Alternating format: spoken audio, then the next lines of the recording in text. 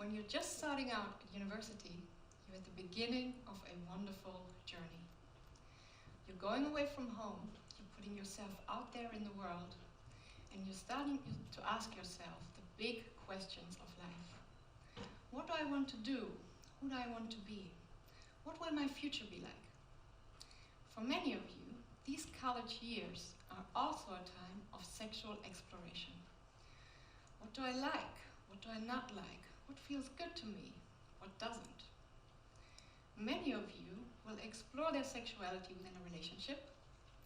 Many of you are excited about sleeping with different partners, and most of you will try both. Today, I want to talk to you about how we can make this journey of sexual exploration into a journey of curiosity and joy. Because you might have noticed that the dating and sex culture we find ourselves in isn't always friendly. Maybe you had sex with someone and the next day they pretended you didn't exist. Maybe you thought you had something really good with someone and then they ghosted you. Maybe someone pushed you into doing something you didn't want. Maybe someone shared naked pictures of you with their friends and they all laughed about you. Maybe someone put naked pictures of you online as a revenge porn, and now you don't know how to continue with your life. Imagine what our life would be like if we acted like this in any other part of our lives. Imagine ghosting our colleagues at work or posting naked pictures of our friends and family. If we did that, we would lose our jobs, our friends would walk away, and our family would hate us.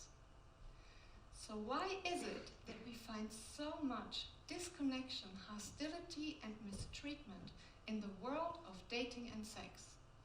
And what can we do to turn this around? How can we create an environment in which we can explore our sexuality with openness and trust without having to fear what other people might do to us? These are the questions I will answer today. It is important to understand that disconnection we see in dating and sex is part of a greater dynamic of disconnection that affects our culture as a whole and that increasingly weakens our social structures. This is due to a number of factors. We interact more and more with technology and less with humans. Many of us find ourselves in a constant state of stress and overwork, which leaves little time for friends and family. We move more and more frequently, which makes it hard to build lasting social connections. More and more people are living alone and finding it hard to make friends. And then, of course, there is the enormous amount of time we spend on social media and dating apps looking at people's profiles instead of being in the real world with the actual person. One consequence of this dynamic of disconnection that affects our whole culture and that has a huge impact on our sex lives is the loss of touch. And by touch, I mean literal, physical touch. As humans, we are built to be in touch with each other. We have specialized nerve endings under our skin called CT fibers that have only one job, and that is to feel gentle human touch, like this.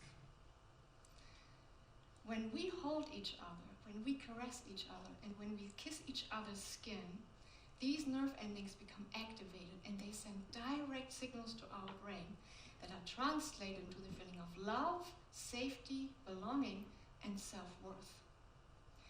We need these signals for our survival because they tell us that we are loved, that we are protected, that we are important, and that we are part of a greater whole. When we are touch deprived, we start to feel unloved, unprotected, and isolated. Our self-worth declines, and we become less able to envision a positive future. I want to give you an idea of what happens to us as individuals and as a collective when we become disconnected from each other. When we feel disconnected for longer periods of time, our brain changes. The areas in our brain that are responsible for empathy become less active. As a consequence, our empathic response to others decreases. This means that we become less able to emotionally connect with other people. Research has shown that when we feel lonely for longer periods of time, we stop reaching out to people. This means that although we feel lonely and we really are hungry for contact with others, instead of welcoming them into our lives, we push them away, we stop reaching out to them. When we feel lonely, we are more likely to perceive other people as a threat instead of a friend, even if they are nice to us. And we are more likely to become hostile towards other people and turn against them. This means that disconnection has this dynamic within itself that once it takes hold of us, it creates more and more disconnection. And the more we become disconnected from each other, the more we turn against each other. The pandemic has presented us with great social and economic challenges. On the one hand, there was the social isolation we all suffer from. On the other hand, this isolation made us realize how much we need to be with each other, how much we want to be connected, and how much we need to be in touch, both physically and emotionally. What we need to do now is to turn the suffering that we experienced into our motivator to step out of this dynamic of disconnection. The pandemic has given us a preview of what a disconnected world looks like, and I think we can all agree that this is not the world we want to create for our future. Now, I believe that we can take some of the greatest steps towards a connected humanity by changing the way we sexually interact with each other. Out of all human interactions, sex is the one that bears the greatest potential for connection. Why? Remember what I said about touch and all those skin signals that are sent to our brain that are necessary for our survival, that make us feel loved and worthy and that we are part of a greater whole. Sex is the ultimate touching experience for human beings. It involves our whole body, and we experience all forms of touch: kissing, holding, squeezing, caressing, licking, everything. Sex, out of all the interactions we can have with our bodies, sex has the greatest potential to build us up, to make us feel good, and to make us feel strong and empowered. But this is only when the sex is good, when we enjoy the touch we're receiving, when we feel pleasure, and when we give pleasure to one another. When the sex is bad, when we do not enjoy it, when we are pushed into something we don't want, or when we push others into something they don't want, it has the opposite effect. Our self-worth goes down. We feel worse about ourselves. Bad sex can leave us feeling confused, disconnected, and depressed. So, if sex has this amazing potential to build us up and to make us feel good, then why do we find so little great sex in our sexual exploration journey? And why do so many people tear each other down in the process? The reason is that there's a very strong belief in our culture that sex and meaning can be separated from each other, and that when we have sex outside of a love relationship, it should be meaningless. You know how people say, oh, it was just sex, it didn't mean anything. So there's this really strong idea that we can separate sex and meaning, and that when we have sex inside of a love relationship, it can be loving and trusting and meaningful. But when it happens outside of relationship, when it's casual sex, it can be fun, it can be hot, it can be horny, but it can't mean anything. And so, to be sexually desirable in the world of casual sex, we have to prove how little it means to us. We have to prove how little we care. Because what is the worst reputation you can have in today's dating and sex culture? It's not slut, it used to be, but it's not anymore. And it's not prude either. It's desperate. Being desperate in today's dating and sex culture is equal to being worthless. It allows other people to make you small, to ridicule you, and to exclude you. And so, of course, no one wants to be desperate. And so we show our non-desperateness to others by treating the people we're sleeping with like they are nothing. I delete you before you delete me. I ghost you before you ghost me. I share naked pictures of you with other people to show them how little I care about you. If we have to prove to each other how little we care about each other in order to have sex with each other, then the chances for great sex are very small. There might be the occasional exception of one amazing, unforgettable night, but in most cases, the sexual experiences we make in casual sex range between mediocre and let's forget it ever happened. Our sex and dating culture is set up in a way that it produces bad sex and disappointing dates. We need to understand that this whole idea of separating sex and meaning is an illusion. If any of us has sex in a way that says, I don't care about you, you are unimportant, you are only here for my satisfaction, then that means something too. So we always communicate meaning in the way we have sex. It always means something. The idea it was just sex, it didn't mean anything, does not exist. So, we need to find a new way of having sex with each other, both in casual sex, but also in love relationships, because there we also see sexual Now, the motto of tonight's event is connecting through change. Let me turn this motto around for a moment and say, change through connection. Everything we want in sex happens through connection. It brings us the intimacy between each other. It brings us the chemistry between each other. It brings the fire. It allows our bodies to move together.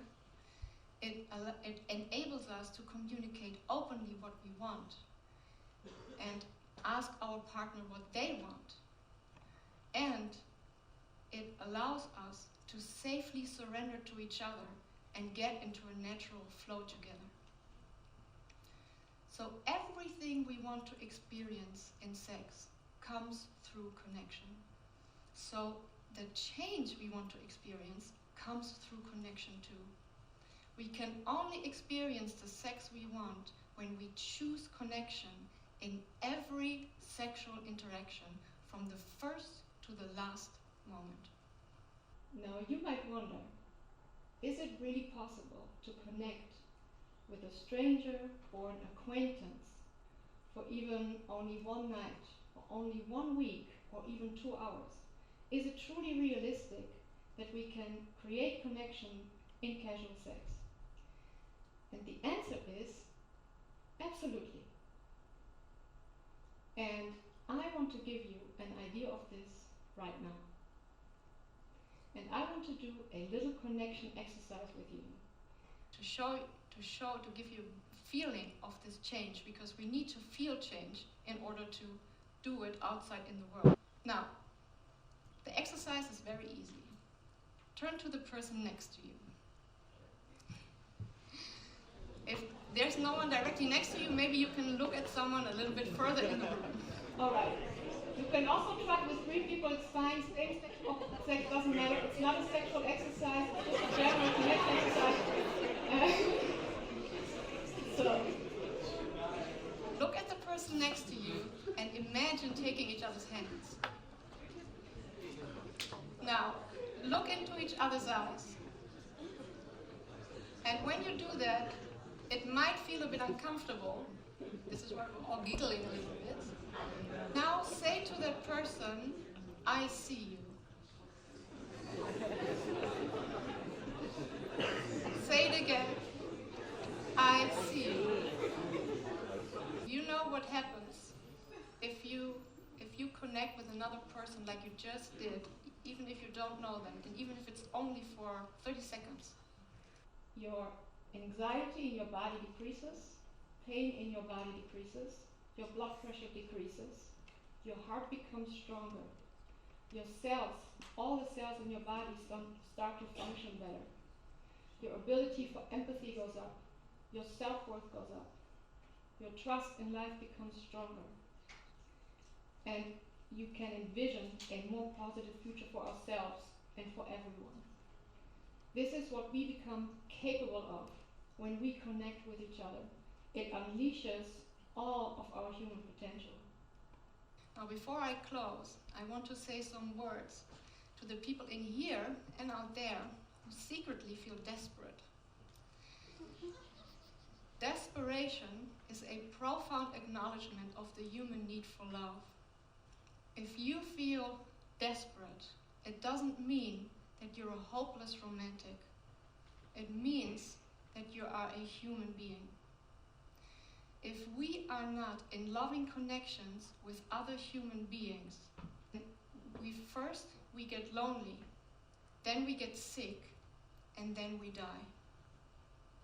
It's that serious. This is why love is not just something we want, it's not just a desire, it's a need that we all share. And we all need to create loving connections with each other to live. So don't let anyone ever tell you that you are unworthy or unattractive or undesirable because you want love. Because that would be asking from you that you should not be human. We all need to be human, because that's why we're here. Now, imagine if we bring this to bed. If this is the attitude we bring into every sexual interaction we have with anyone. Imagine if we said to anyone we sleep with, I see you. I see you as a human being, and I see you as a sexual being. When we do this, when we choose connection in every sexual interaction, we change the world. One touch, one kiss, one orgasm at a time. We can do so much good for each other. Thank you.